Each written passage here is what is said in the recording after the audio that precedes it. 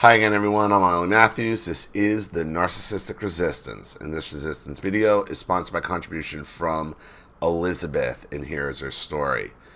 Good morning, Ollie. My letter is mainly concerning my mother, Virginia. Uh-oh, another Virginia.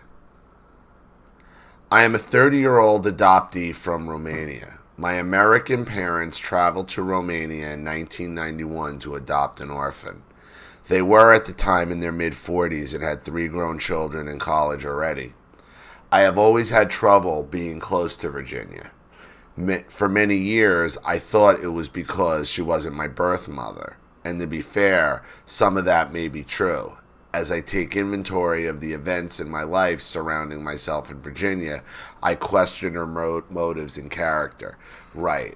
And I believe we've spoken on the phone. And from what I remember is, your parents, I think, are academics, if I'm not mistaken, and I might be wrong, but they adopted you like a pet, and they adopted you almost to be like a caretaker to them because they had nothing else to do going into their golden years, if I'm remembering it correctly.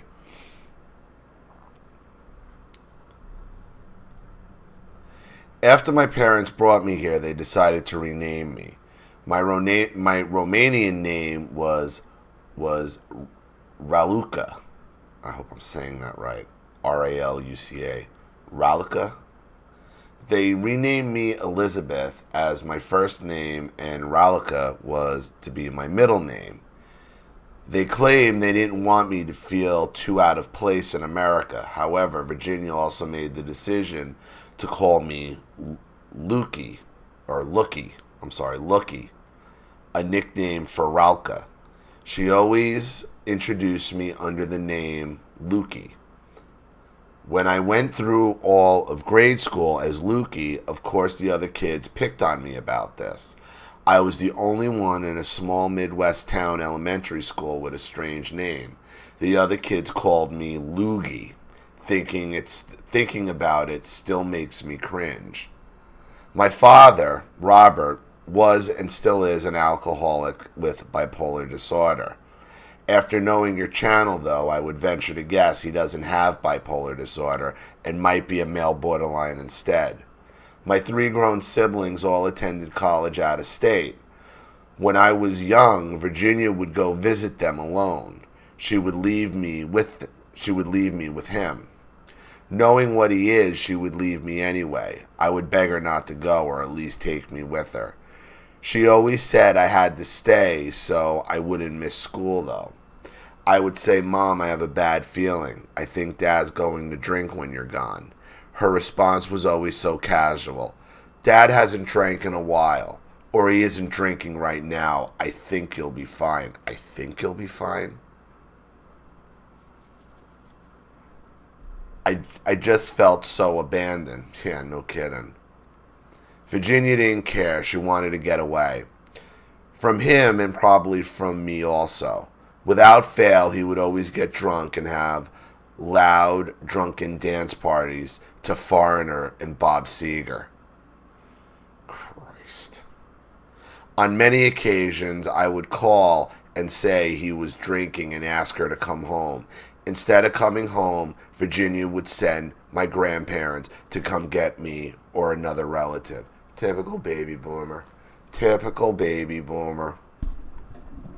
Baby boomer dad listening, rocking out the fucking Foreigner and Bob Seger while mom's partying and having her parents come clean up her mess. Boy. Boy.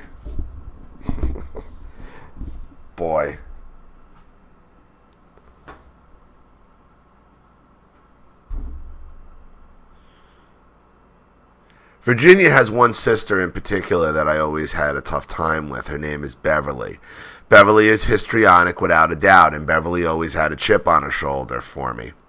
I believe it was because I was taking away Virginia from her, or so she felt. One day when Beverly was visiting, she and I got into an argument.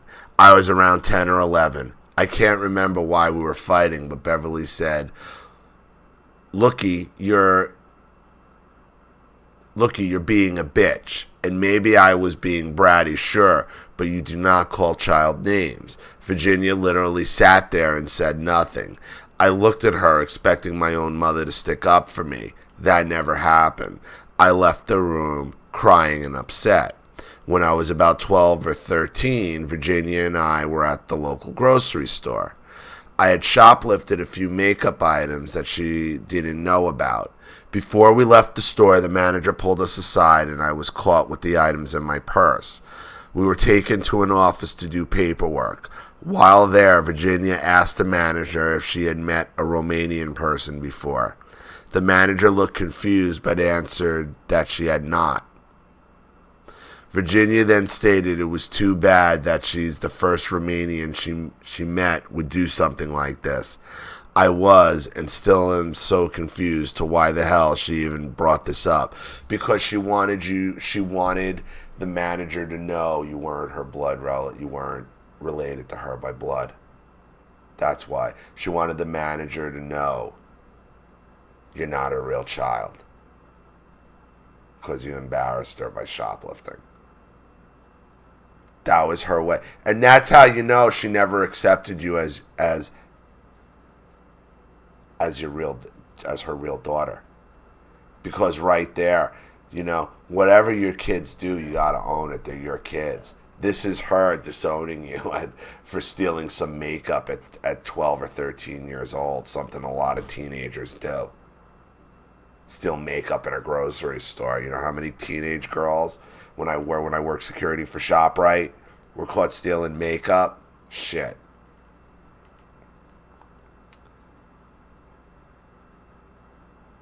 But her first instinct wasn't to protect you, was to protect herself by throwing you in. This isn't even my real kid. That's what she was concerned about the opinions of others. And it had a perfect, this isn't even my kid. Perfect example of people who should not adopt, people who adopt for the wrong reasons, who adopt children as if they're pets. Typical baby boomer also passing the blame, shifting the blame, and saying, hey, it ain't me. Not it. Not it. Not mine. She's Romanian. I'm not Romanian. She's Romanian. That's her way of telling them you're adopted without having her to say she's adopted.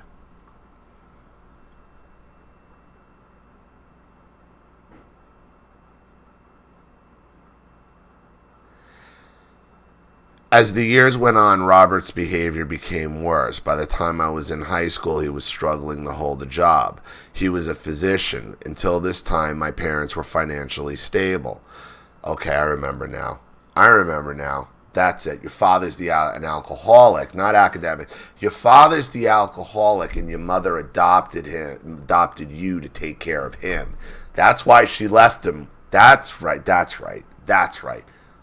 That's why she's leaving you with him, Elizabeth, because that was to be your job. You were adopted to be a caretaker, so she can live out her baby boomer fantasies and her baby boomer lifestyle.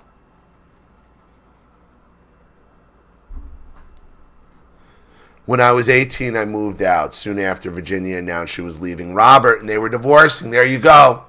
That's right. There you go. I remember now. Yep. Soon as it became apparent her little caretaker wasn't going to be the caretaker, your mother is washing her hands of the responsibility and fucking bailing so she can party and go out looking for new dick and attention at 60, 65.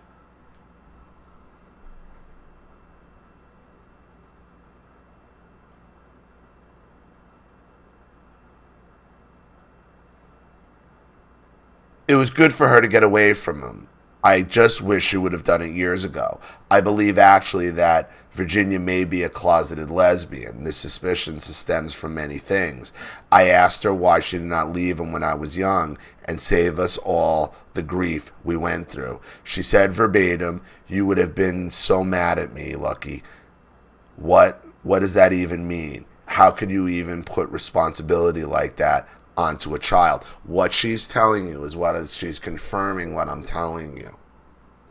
You would have been so mad at me because I would have been leaving you with him.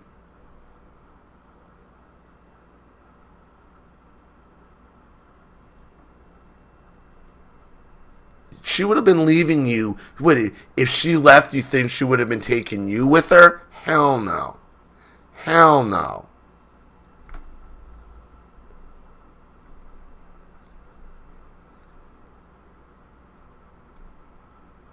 Fast forward a few years, my sister Andrea was married and became pregnant with her first child. Andrea lived in California at the time. I happened to be pregnant at the same time and engaged. Virginia packed up all her belongings and moved out permanently to California to help Andrea out. I said, but Mom, what am I going to do? I'm pregnant too and you're not going to be here. She said, well, your sister and I had talked about this plan a long time ago. Again, I felt abandoned. No second thought of staying or anything. Right. Your mother has a plan and she's going to go with best option possible for her. That's what the baby boomer does because it's always about them. You were adopted to be a caretaker, a caregiver. And when you didn't go down that road, your mother washes her hands of you. Not my daughter, she's adopted. She's adopted. Not mine, it's not even my daughter. Over makeup, she does that, and you think she's going to be there for you when you have a kid or for anything else? She told some shitty supermarket manager you're fucking adopted over some makeup. Really, at 12 years old. Really. And you think she's going to be there to help you with a kid? Help you with anything later on in life? She saw you as a third world servant. That's all she ever saw you as.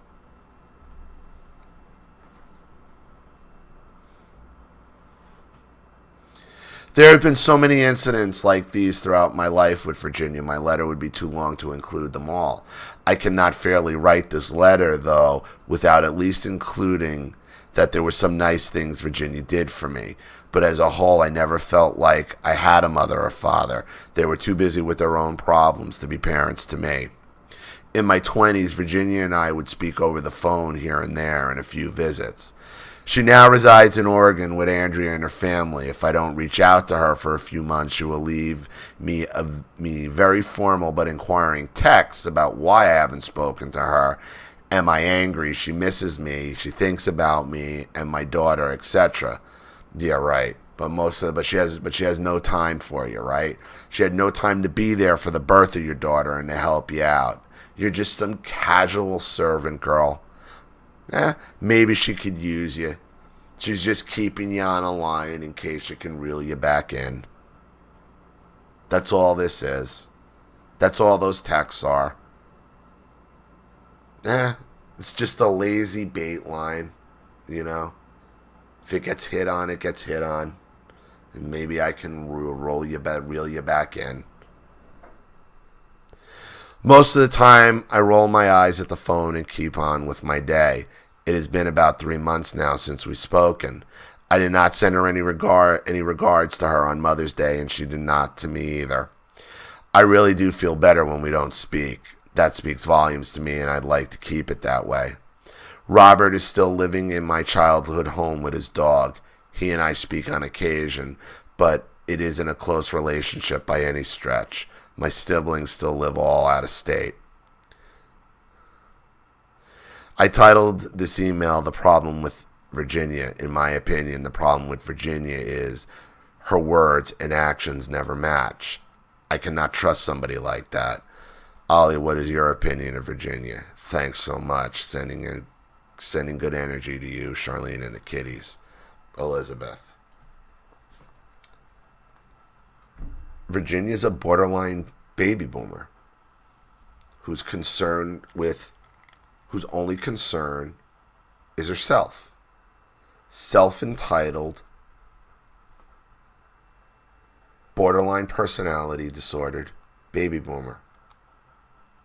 That's what she is.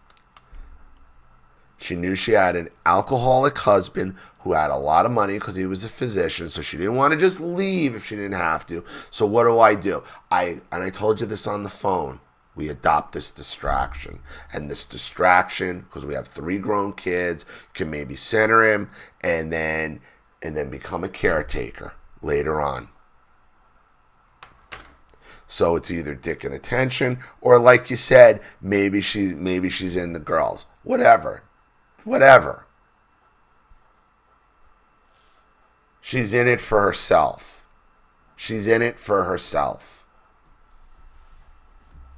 And you don't need to go any further on how your mother feels about you.